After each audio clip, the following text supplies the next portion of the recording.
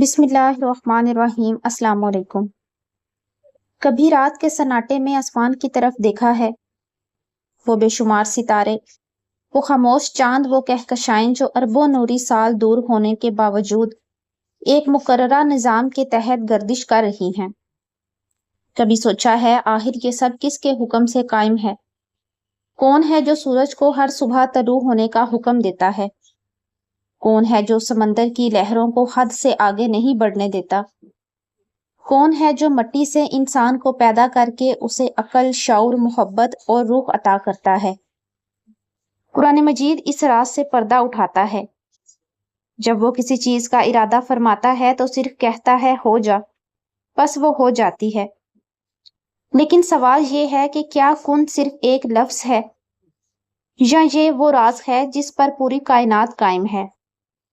اور اگر کن اللہ تعالیٰ کی طاقت کا مظہر ہے تو کیا انسان جو اللہ کا خلیفہ ہے اس راز سے کس حد تک جڑ سکتا ہے؟ آج ہم اسی سوال کا جواب تلاش کریں گے، اور اس سفر میں ہم دستک دیں گے اس دروازے پر جسے رسول اکرم صلی اللہ علیہ وآلہ وسلم نے باب العلم کہا۔ وہ ہستی جن کے متعلق فرمایا گیا کہ میں علم کا شہر ہوں اور علی اس کا دروازہ ہے۔ آج ہم مولا علی ابن ابی طالب علیہ السلام کی معرفت کی روشنی میں کن فیکون کے اس پوشیدہ راز کو سمجھنے کی کوشش کریں گے جسے عام آنکھ نہیں دیکھ سکتی۔ مولا علی فرماتے ہیں جس نے اپنے نفس کو پہچان لیا اس نے اپنے رب کو پہچان لیا۔ یہ جملہ صرف ایک قول نہیں بلکہ پوری روحانیت کا خلاصہ ہے۔ آج انسان پوری دنیا کو جانتا ہے، وہ ستاروں کی گردش جانتا ہے، وہ سمندر کی گہرائیاں ناپ چکا ہے، وہ چاند پر پہنچ چکا ہے، لیکن وہ خود اپنے اندر چھپی ہوئی کائنات سے ناواقف ہے۔ مولا علی فرماتے ہیں تو خود کو ایک چھوٹا سا جسم سمجھتا ہے، حالانکہ تیرے اندر پوری کائنات پوشیدہ ہے۔ سوچئے، جب اللہ نے کائنات بنائی تو فرمایا کن، اور جب انسان بنایا تو فرمایا میں نے اس میں اپنی روح پھونکی۔ یہ آیت انسان کی عظمت بیان کرتی ہے، یعنی انسان صرف مٹی نہیں، وہ ایک روحانی حقیقت ہے۔ اس کے اندر نور ہے، ادراک ہے، اور وہ صلاحیت ہے جو اسے زمین سے آسمان تک لے جا سکتی ہے۔ لیکن مسئلہ یہ ہے کہ انسان اپنی اصل بھول چکا ہے۔ وہ جسم کو جانتا ہے، روح کو نہیں۔ وہ دنیا کو پہچانتا ہے پر اپنے رب کو نہیں۔ اور یہی وجہ ہے کہ اس کے ارادے کمزور ہیں، اس کی دعائیں بے اثر ہیں، اور اس کا یقین ٹوٹ چکا ہے۔ حضرت علی فرماتے ہیں سب سے بڑی جہالت انسان کا خود کو نہ پہچاننا ہے۔ کن فیکون صرف تخلیق کا راز نہیں بلکہ ارادے کی طاقت کا بھی راز ہے۔ جب انسان کا ارادہ اپنی خواہشات سے نکل کر اللہ کی رضا سے جڑ جاتا ہے تو پھر اس کی دعا میں اثر پیدا ہوتا ہے، اس کی زبان میں وزن آ جاتا ہے، اس کی نظر بدل جاتی ہے، اور پھر وہ چیزیں ہونے لگتی ہیں جنہیں دنیا معجزہ کہتی ہے۔ یاد رکھیے، معجزہ صرف قوانین فطرت کو توڑنے کا نام نہیں بلکہ اللہ کے نظام کے اس حصے کا ظاہر ہو جانا ہے جسے عام لوگ نہیں دیکھ سکتے۔ اور یہی راز اولیاء اللہ کی زندگیوں میں نظر آتا ہے۔ خیبر ایک ایسا قلعہ جسے ناقابل تسخیر سمجھا جاتا تھا۔ بڑے بڑے جنگجو گئے مگر ناکام لوٹے۔ پھر رسول اکرم صلی اللہ علیہ وآلہ وسلم نے ارشاد فرمایا کل میں جھنڈا اس شخص کو دوں گا جو اللہ اور اس کے رسول سے محبت کرتا ہے، اور اللہ اور اس کا رسول اس سے محبت کرتے ہیں۔ اگلی صبح سب کی نظریں ایک ہی چہرے کو تلاش کر رہی تھی، اور پھر مولا علی علیہ السلام آئے، وہ علی جن کی آنکھوں میں یقین تھا، دل میں اللہ تھا، اور روح میں وہ طاقت جو دنیاوی حساب سے باہر تھی۔ جیسے ہی خیبر کا دروازہ سامنے آیا، مولا علی نے اسے پکڑا اور ایک جھٹکے سے اکھاڑ دیا۔ وہ دروازہ جسے کئی آدمی مل کر بھی نہیں ہلا سکتے تھے۔ بعد میں پوچھا گیا یا علی یہ طاقت کہاں سے آئی؟ تو آپ نے فرمایا میں نے خیبر کا دروازہ جسمانی قوت سے نہیں بلکہ قوت ملکوتی سے اکھاڑا ہے۔ اللہ اکبر! یہ ہے وہ راز جو عام انسان نہیں سمجھ سکتا۔ جب بندہ اپنی ذات سے نکل کر اللہ کے نور سے جڑ جاتا ہے تو پھر اس کی طاقت صرف جسمانی نہیں رہتی، وہ روحانی طاقت بن جاتی ہے، اور روحانی طاقت مادی قوانین سے بلند ہوتی ہے۔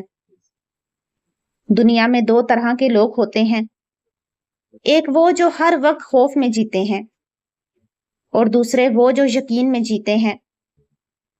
پہلے لوگ ہر مشکل کو دیوار سمجھتے ہیں اور دوسرے لوگ ہر مشکل میں راستہ دیکھتے ہیں۔ حضرت علی فرماتے ہیں، یقین انسان کو وہاں تک پہنچا دیتا ہے جہاں عقل بھی نہیں پہنچ سکتی۔ سوچئے، حضرت ابراہیم علیہ السلام کو آگ میں ڈالا گیا، اللہ نے آگ کو ٹھنڈا کر دیا۔ حضرت موسیٰ علیہ السلام کے سامنے سمندر تھا، پیچھے فرعون، لیکن یقین نے سمندر میں راستہ بنا دیا۔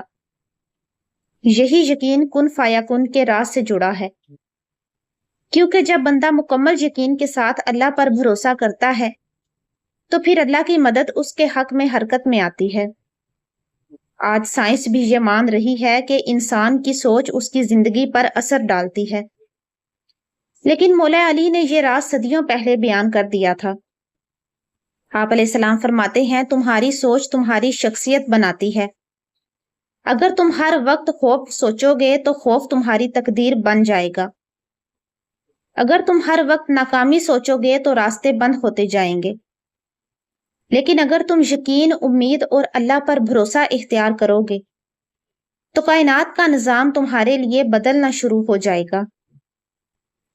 یہی وجہ ہے کہ اولیاء اللہ کبھی مایوس نہیں ہوتے، کیونکہ وہ جانتے ہیں کہ زمین پر فیصلہ ہونے سے پہلے آسمان پر فیصلے ہوتے ہیں۔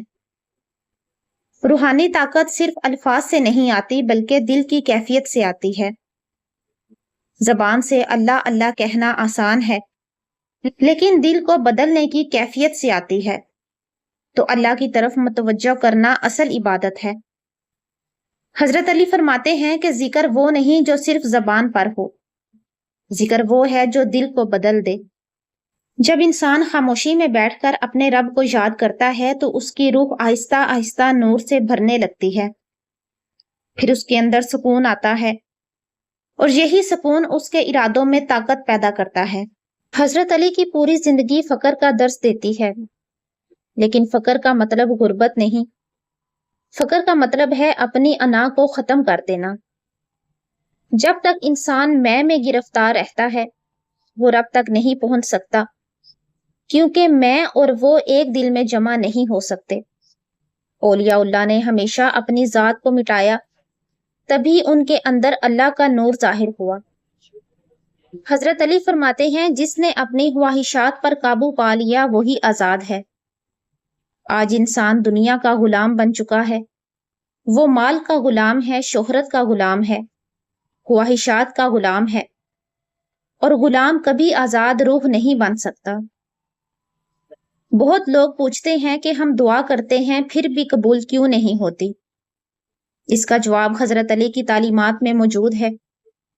آپ فرماتے ہیں، اللہ اس دل کی دعا قبول نہیں کرتا جو غافل ہو، یعنی صرف الفاظ کافی نہیں، دل کا حاضر ہونا ضروری ہے، یقین ضروری ہے، اخلاص ضروری ہے، اور سب سے اہم رضائے الہی پر راضی ہونا ضروری ہے۔